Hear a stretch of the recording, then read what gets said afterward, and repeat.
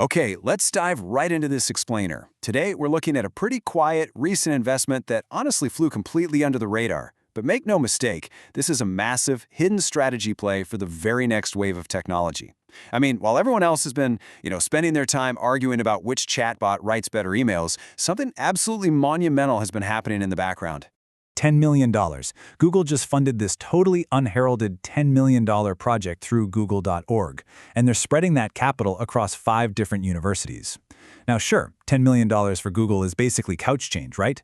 But in this specific field, it's a massive signal. Almost nobody even noticed it, yet the sheer scale of ambition here is just staggering, and it's something we really need to be paying attention to. So, this project actually has a name. It's called Replica. It's being led by Hartmut Neven. He's the founder and lead of Google Quantum AI.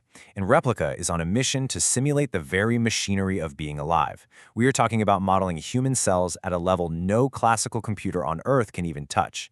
The ultimate goal? To perfectly simulate protein folding and drug metabolism. Essentially, Google is planting a massive flag right on the next 10 years of medicine.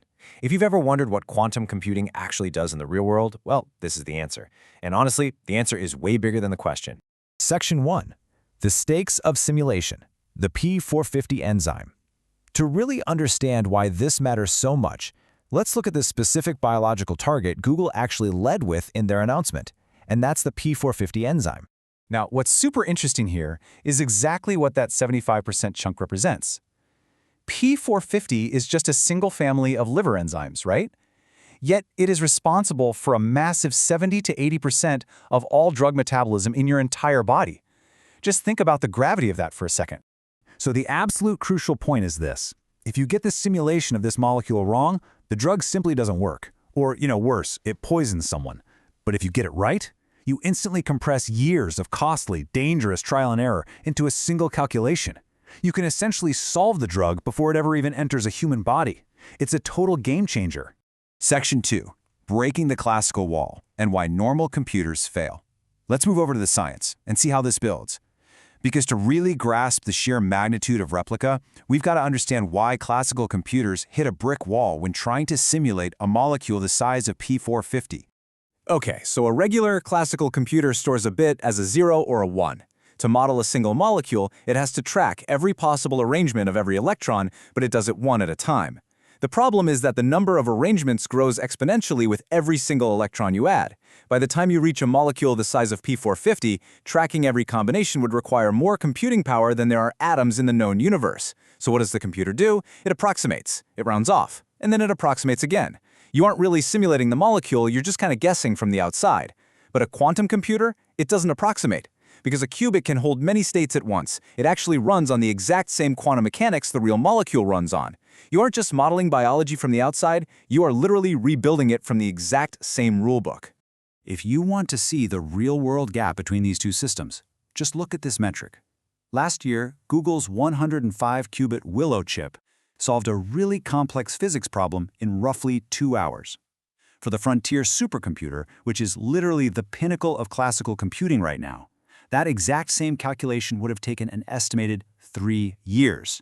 3 years versus 2 hours. That is the kind of leap we're talking about here.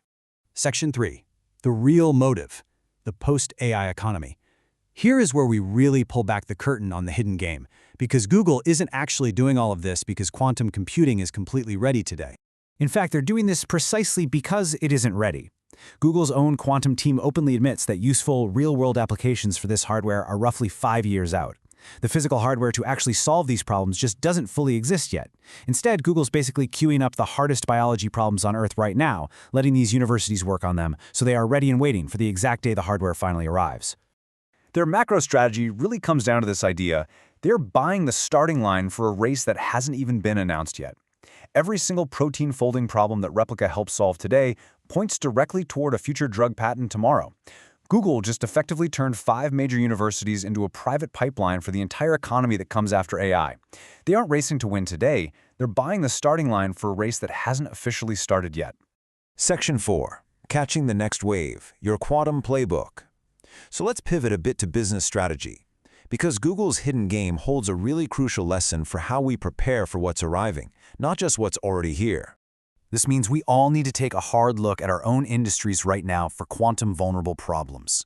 Look at this list of industries. If your competitive moat relies on massive multivariable optimization, complex molecular simulation, or heavy encryption, the clock is absolutely ticking. Whether you're in pharma, material science, finance, logistics, or cybersecurity, if your core defense depends on a mathematical calculation staying hard for a computer to solve, we really have to ask ourselves, how long does that calculation actually stay hard? Google's own team is saying 5 years, which means the time to start documentation is right now, before anyone even has all the answers. First movers in literally every major tech wave win for one very boring reason. They build a public paper trail of being early. You know, the founders who rode the AI wave weren't necessarily smarter or even better funded. 3 years ago, when everyone else was just messing around typing prompts into a chat window, these founders were writing extensively about AI integration and agents. And now? Those exact same people own the conversation and are charging $60,000 to build systems. The difference wasn't intelligence, it was timing. It was a willingness to start that documentation early. So, the big takeaway here is this. Stop building your entire business around the current AI stack like it's the final finish line. Your content, your systems, your brand, they should all point at what's arriving. I mean, building a brand just around using ChatGPT right now is exactly like being a consultant in 2003 whose entire pitch was, hey, I use email. It's the right tool for sure, but it's totally the wrong frame. The tool itself is never the moat. The window of opportunity hasn't closed, it just moved. Google is funding the hardest problems on Earth a decade before the hardware is ready, because they want to own the starting line. Replica is essentially the flare going up over where the next race begins. So instead of constantly reacting to the current wave, ask yourself, what is the quantum vulnerable problem in your industry, and are you positioned to catch the wave when that window finally opens?